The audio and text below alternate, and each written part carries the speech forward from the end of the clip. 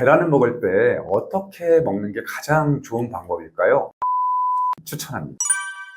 오늘은요, 우리 모두가 쉽게 구할 수 있지만 그 효과는 마치 보약과 같은 식품에 대해서 이야기해 보려고 합니다. 바로 달걀인데요. 달걀은 근육을 키우고 염증을 줄이면서 심지어 항암 효과까지 있는 완전 식품. 오늘 영상에서는 달걀을 어떻게 먹어야지 최대로 효과를 볼 수 있는지, 반대로 최악의 궁합인 음식은 무엇인지까지 제가 구체적으로 알려드리겠습니다. 먼저 계란의 효능을 4가지를 알려드릴 건데요. 첫 번째, 계란은 정말 좋은 단백질 원으로 근육을 강화하고 신체 조직을 회복하는 데 도움을 줍니다. 계란 한 개에는 약 6g의 건강한 단백질이 포함되어 있는데요. 특히 나이가 들면서 근육 손실이 걱정되는 분들에게 아주 중요한 식품입니다. 두 번째, 달걀 속에는 레시틴이라는 성분이 콜레스테롤 수치를 낮춰주는 역할을 해주는데요. 이로 인해서 혈관 건강에 좋습니다. 쉽게 말씀드리면 레시틴 성분이 혈관을 청소해주는 청소부 역할을 하는 거죠. 세 번째, 비타민 B군, 비타민 D, 비타민 A 등이 정말 풍부하게 들어있는데요. 특히 비타민 D는 뼈 건강을 유지하는 데 중요한 역할을 하고, 비타민 A는 시력을 보호해주고, 비타민 B군은 에너지 대사를 촉진해서 피로를 줄이는 데 효과적입니다. 네 번째, 계란 노른자에는 콜린이라는 성분도 많이 들어가 있는데요. 콜린은 뇌기능을 향상시키고 기억력을 강화하는 데 중요한 성분입니다. 또한 동시에 간 건강을 보호하는 데도 효과적이고요. 그렇다면 우리가 계란을 먹을 때 어떻게 먹는 게 가장 좋은 방법일까요? 삶은 계란을 추천합니다. 이유는요, 기름 없이 조리하게 되면 칼로리가 낮고 비타민과 미네랄 성분이 그대로 보존되기 때문에 건강에 더 좋습니다. 특히 반숙으로 먹게 되면 소화 흡수가 편하고요, 완숙으로 먹게 되면 포만감을 주기 때문에 다이어트에도 매우 좋습니다. 반대로 스크램블이라든가 계란 후라이는 추천하지 않습니다. 오븐에서 조리하는 경우에 일부 비타민이 파괴되기 때문에요, 상대적으로 낮은 온도에서 짧은 시간 안에 조리하는 것을 추천드립니다. 두 번째는 아보카도입니다. 아보카도는 건강한 지방이 풍부해서 계란과 잘 어울립니다. 포만감을 오래 유지하면서도 영양소 흡수도 촉진되죠. 첫 번째는 토마토입니다. 토마토는 항산화제인 라이코펜이 풍부해서 계란과 함께 먹으면 심혈관 건강에 좋죠. 계란과 토마토를 함께 구워 먹거나 샐러드로도 활용하실 수 있습니다. 네 번째는 통곡물 빵인데요. 계란과 통곡물 빵을 함께 먹으면 단백질과 복합 탄수화물을 동시에 섭취할 수 있어서 특히 점심 식사로 매우 좋습니다. 다섯 번째는 훈제 연어인데요. 오메가3 지방산이 풍부해서 계란과 함께 먹으면 뇌 건강에 큰 도움이 됩니다. 여섯 번째는 버섯입니다. 버섯은 비타민 D와 항산화제가 풍부해서 계란과 궁합이 좋습니다. 버섯을 볶아 계란과 함께 먹거나 오믈렛을 추가해 먹으면 맛있고 영양가 있는 한 끼 식사가 되는 거죠. 일곱 번째는 치즈인데요. 치즈는 칼슘과 단백질이 풍부해서 계란과 함께 먹으면 뼈 건강을 유지하는 데 도움이 됩니다. 계란이 아무리 좋은 음식이라고 하지만요, 같이 먹으면 안 좋은 음식들도 있습니다. 대표적인 4가지를 제가 설명해 드릴게요. 첫 번째는 콩입니다. 콩은 단백질과 식이섬유가 풍부해서 참 좋은 식품이지만요, 간혹 달걀과 함께 먹게 되면 소화장애를 호소하는 분들이 있습니다. 따라서 콩과 달걀을 너무 과하게 섭취하는 것은 피하는 것이 좋습니다. 두 번째는 우유인데요. 우유와 계란은 같이 드셔도 일반적으로 문제가 없지만요, 일부 연구에서는 이 둘을 같이 섭취했을 때 소화장애가 일어난다는 보고도 있습니다. 세 번째는 돼지고기인데요. 계란과 돼지고기 모두 단백질 함량이 많기 때문에 어떤 분들은 소화가 좀 부대끼고 좀 소화가 느리게 진행돼서 불편함을 경험하는 경우도 있습니다. 네 번째는 녹차인데요. 계란과 녹차를 함께 섭취하면 녹차에 있는 탄닌 성분이 계란의 단백질 흡수를 방해할 수 있습니다. 또한 녹차의 철분 흡수를 방해하는 성질 때문에 철분이 풍부한 계란의 영양소가 제대로 흡수되지 않을 수 있고요.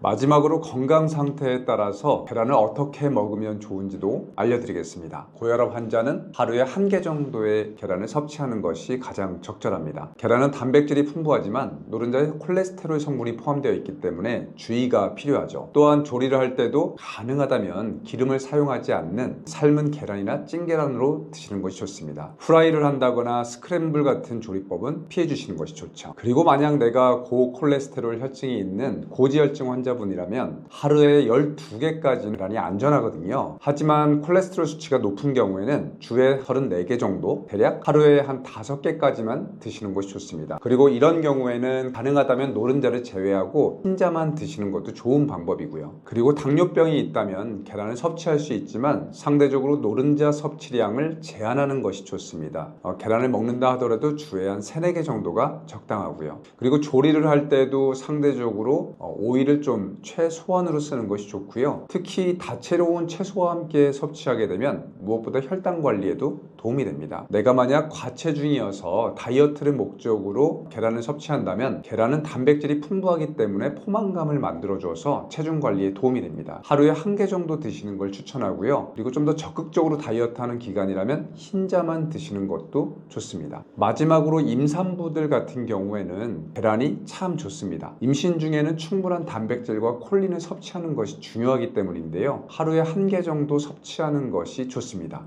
단 생계란은 피해 주셔야 하고요. 이유는요, 생계란이나 덜 익힌 계란은 식중독 위험이 있기 때문에 특히 임산부들은 주의하셔야 합니다. 오늘은 계란의 효능과 섭취 방법에 대해서 말씀드렸는데요. 이 작고 사소한 계란이 우리 몸을 지켜주는 파수꾼 역할을 할 수 있습니다. 오늘 말씀드린 정보 잘 챙기셔갖고 황금 같은 건강 꼭 지키시길 바라고요. 더 궁금한 부분 있으시면 댓글로 달아주세요. 잘 정성껏 컨텐츠로 만들어서 말씀드리겠습니다. 감사합니다.